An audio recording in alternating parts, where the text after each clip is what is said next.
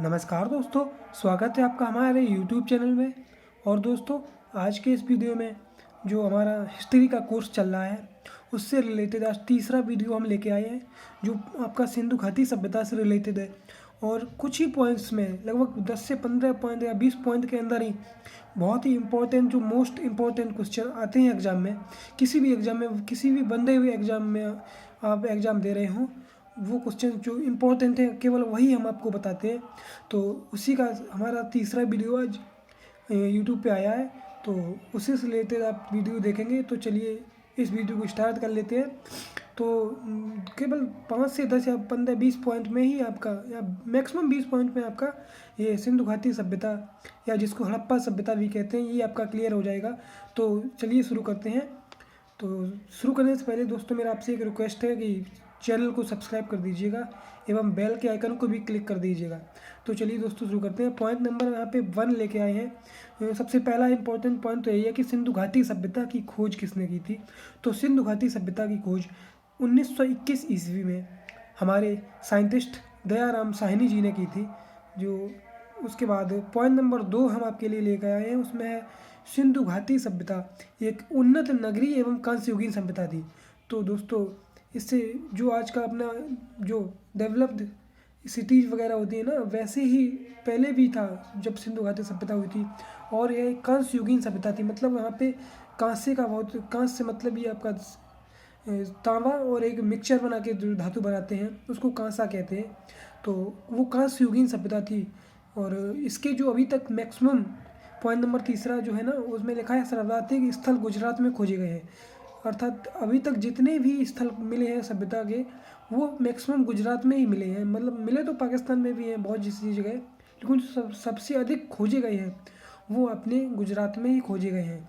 तो इस सभ्यता के 2 प्रमुख बंदरगाह भी आपको याद करने हैं। इसको आप लिखते जरूर जाइएगा, पेन और कॉपी साथ में लेके ही बैठेगा, और स्क्रीनशॉट भी ले सकते हैं आप आराम से, कोई प्रॉब्लम नहीं है।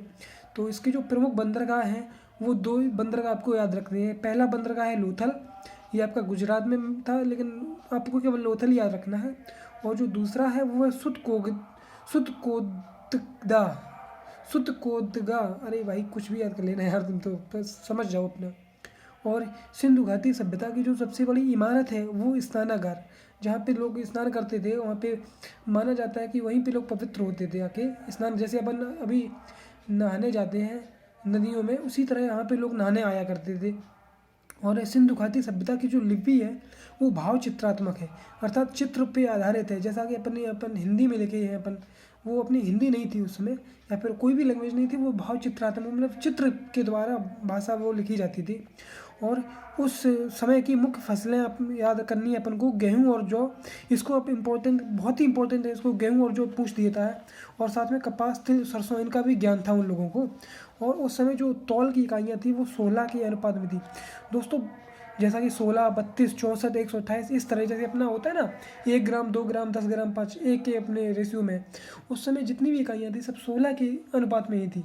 जैसे 16 दूनी 32 ऐसे करके थी। तो इसको भी आप इम्पोर्टेंट क्वेश्चन पूछ देता है डायरेक्ट ही, तो इसको भी आप याद रखेंगे, इसको आप लिख जरूर लीजिएगा। और अब एक अपने हिस्ट्री से रिलेटेड एक पर्सन थे पिंगट, इनको भी आप याद कर लीजिएगा। ये पिंगट ने हड़प्पा एवं मोहनजोदड़ो को विस्तृत साम्राज्य की जुड़वा राजधानी कहा था। तो इसको भी याद कर लीजिएगा एवं लिख लीजिएगा, ये बहुत इंपॉर्टेंट है। इसमें हम कुछ जो आपके इम्पोर्टेंट पूछे जाते हैं वही लेके आते हैं, इसको एक भी आप मिस मत करिएगा, ठीक है। तो क्वेश्चन नंबर इसमें 9 पॉइंट हुई है अपनी, और आधी आपकी सिंधु घाटी सभ्यता खत्म हो गई है। तो अब 10वां क्वेश्चन, इसमें आप 10वां पॉइंट इसको कह सकते हैं, सिंधु घाटी सभ्यता मात्र सत्तात्मक सभ्यता थी। मतलब इसमें माता जी, जो अपन अभी पितृ प्रधान समाज है, मतलब पिताजी को ज़्यादा इम्पोर्टेंस दी जाती है अभी, उस समय माता को ज़्यादा इम्पोर्टेंस थी, ठीक है ना। तो माता जी को ज़्यादा इम्पोर्टेंस थी। अब उसके बाद हम कुछ जो हड़प्पा सभ्यता के प्रमुख स्थल कहाँ से कहाँ खोजी गई है, इसमें से कोई भी रैंडमली एक पूछ देता है, तो इसको भी आप याद कर लीजिएगा। उसमें मैं बता दूंगा किसकी आपको नदी याद करनी है, किसको प्राप्त हुई वस्तुएं याद करनी है। ये बहुत इंपॉर्टेंट है, क्योंकि बहुत ही ज़्यादा स्थल खोजे गए, लेकिन हम आपको केवल गिने चुने कुछ ही स्थल लाए हैं जो पूछे जाते हैं एग्जाम में। तो इसमें पहला स्थल आपका हड़प्पा ही है, सबसे इंपॉर्टेंट है, इसको तो आप याद ही कर लेना। ये रावी नदी के किनारे खोजा गया था और इसको पाकिस्तान का जो मोंटगोमरी पंजाब प्रांत में पड़ता है मोंटगोमरी ज़िला, तो मोंटगोमरी ज़िले में ही इसको खोजा गया है। अब यहाँ से प्राप्त वस्तुओं की बात करें तो यहाँ मनुष्य की मूर्तियाँ शरीर की जो होती है ना उसकी प्राप्त हुई है और दूसरे नंबर पे बैलगाड़ी है। तो ये कर लेना अपन बहुत ही इंपॉर्टेंट है। ये 2 चीज़ें यहाँ से मिली हैं और इसकी खोज हमारे दयाराम साहनी जी ने की थी, तो आप इसको लिख लीजिएगा। और अब इसमें आप देखते हैं दूसरा स्थल है अपना मोहनजोदाड़ो। ये इसको खोजा गया था सिंधु नदी के किनारे और ये पाकिस्तान के सिंध प्रांत में मिला है। और यहाँ से 2 बहुत ही इंपॉर्टेंट चीज़ें मिली हैं। पहला है आपका स्नानागार और दूसरा है कांस्य की नर्तकी की मूर्ति। तो ये दोनों आप याद कर लीजिएगा। और इसको खोजा था हमारे राखालदास बनर्जी जी ने। और अब बात करते हैं अपने तीसरे स्थल की।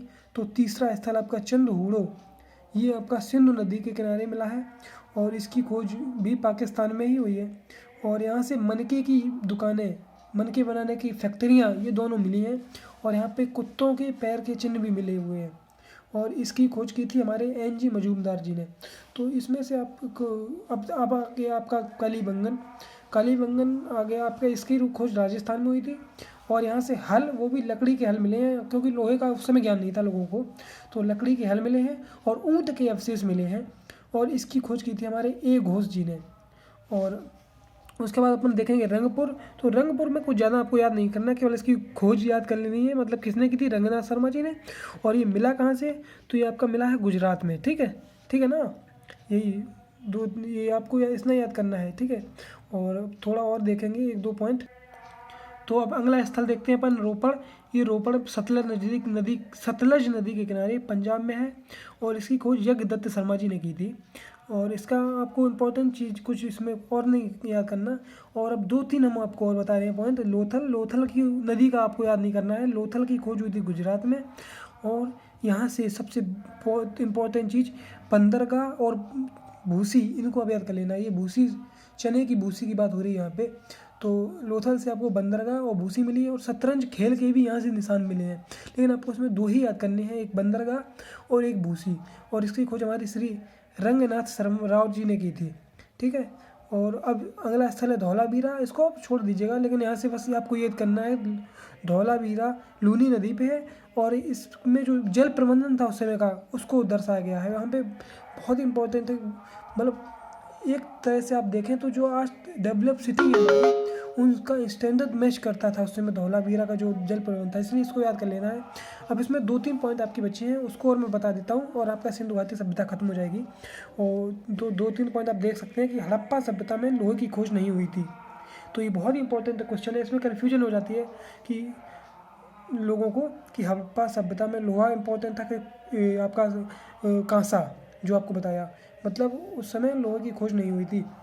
और हड़प्पा सभ्यता की भाषा अभी तक पढ़ी नहीं जा सकी है, इसको आप याद रख लीजिएगा, क्योंकि वो चित्रात्मक थी, बहुत चित्रात्मक लिपि थी उस समय की, तो उसको अभी तक पढ़ा ही नहीं जा सका है।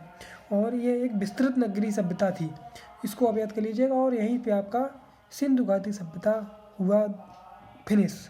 इसमें से ही आपके क्वेश्चन पूछेगा, अगर पूछेगा तो जितना मैंने बताया आप उसको लिख लीजिएगा। 1 बार देखिए वीडियो, 2 बार देखिए, देखते रहिएगा, 1-2 बार आपको याद हो जाएगा। बहुत ही सिंपल है और एक भी क्वेश्चन आपका इससे नहीं छूटेगा। तो दोस्तों आशा करता हूँ कि आपको वीडियो से कुछ समझ में आया होगा और ज्ञान आपका कुछ बढ़ा होगा।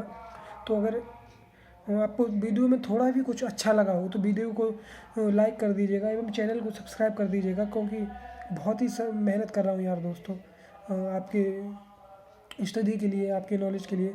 तो आज का वीडियो यही समाप्त करते हैं। Thanks you so much. जय हिंद।